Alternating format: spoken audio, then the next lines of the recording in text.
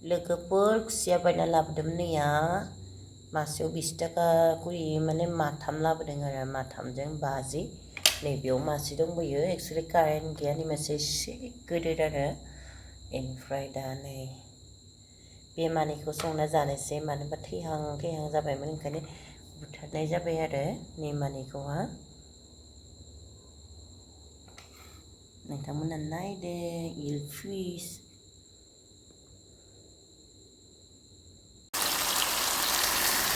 खुसियाखौ आङो संबायनो गाइस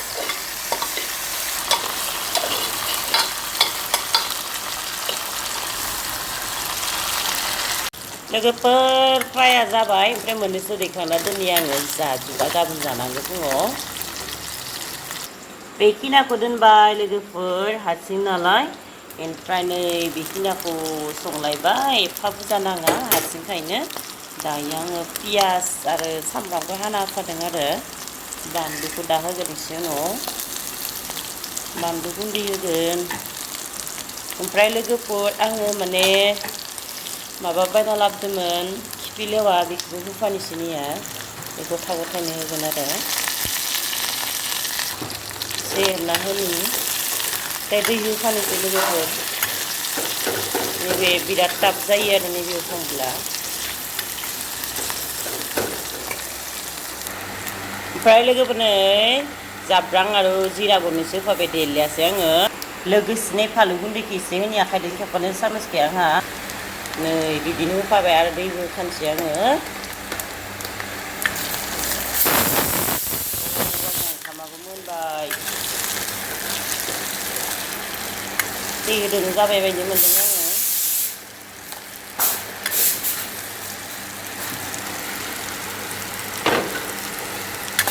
दै होदोंसै फानलु गुन्दैया खामगोन नङाब्ला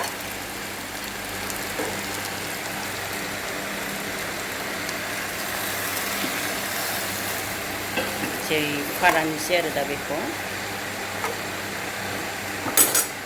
खोबग्राबो बिराद गोदौ जाबाय नै बिदिनो खोबनोसै आङो जा मोजां गोदौखाबाय लोगोफोर नोंथांमोना नुदों एसे दुन्दिया होनोसै आंनिया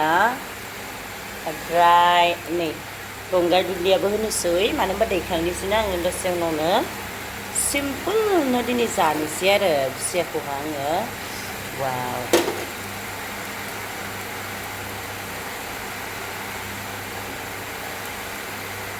खिफि लेवा गंगार दुन्दिया बांगाल दुन्दिया वाव जोबोद टेस्टि जादों ना मायो मोनथिला मोदोमनाया माने बिराद मोजाङै फैदों आरो गाइस दैखांदोनोसै आङो जाबाय नालाय नैया वाव दिनैसो असली स्वाद मोनसिगोन आङो असली टेस्टी मिलने वाला है आज वाव संबाय आं अरखौ नैया लोगोफोर एसे जुल दोनबाय आरो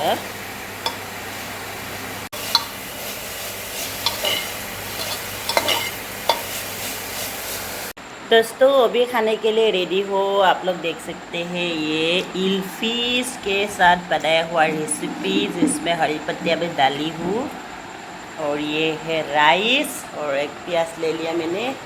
तो उसमें अभी खाने वाला हूँ मज़ेदार डिश आप लोग देखते रहना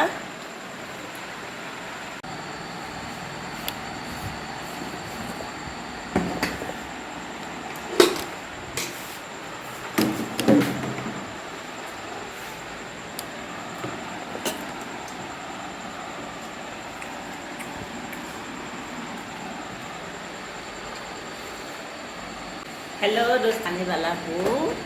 इल्फिश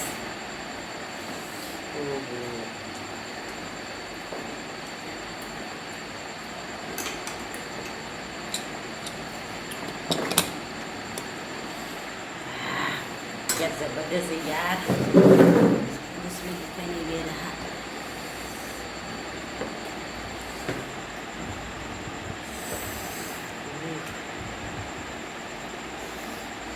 गोथाव जानोसै लोगोफोर आङो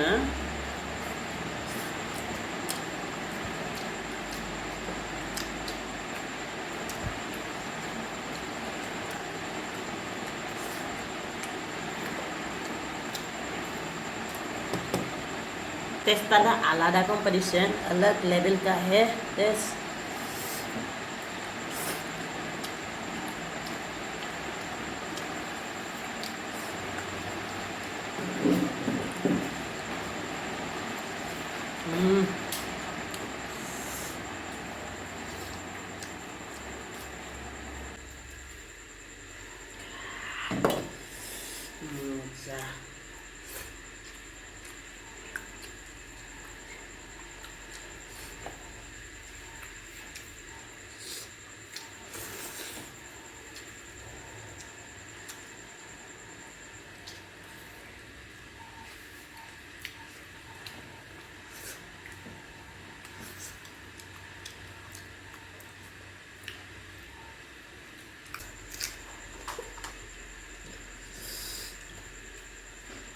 क्या बात है यार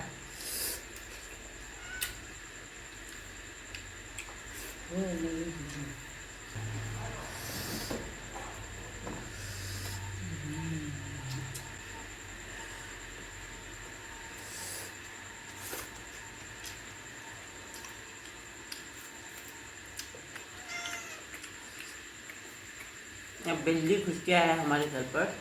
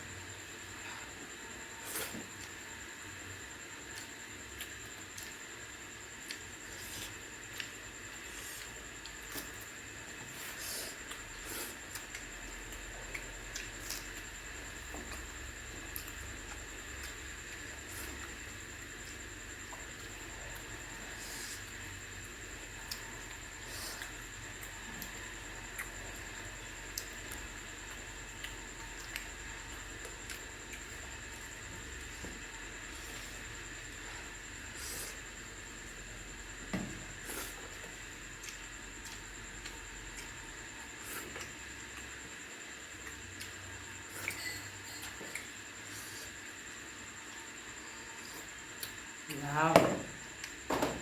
क्या टेस्ट है यार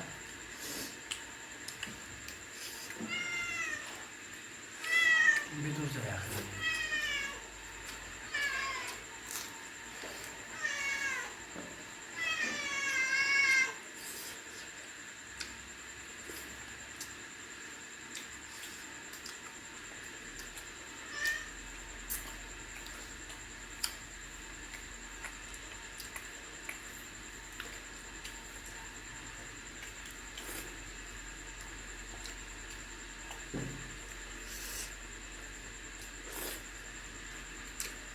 दोस्तों वीडियो बहुत ज़्यादा लंबा हो जाएगा इसलिए आज ये लिखता हूँ बाय बाय।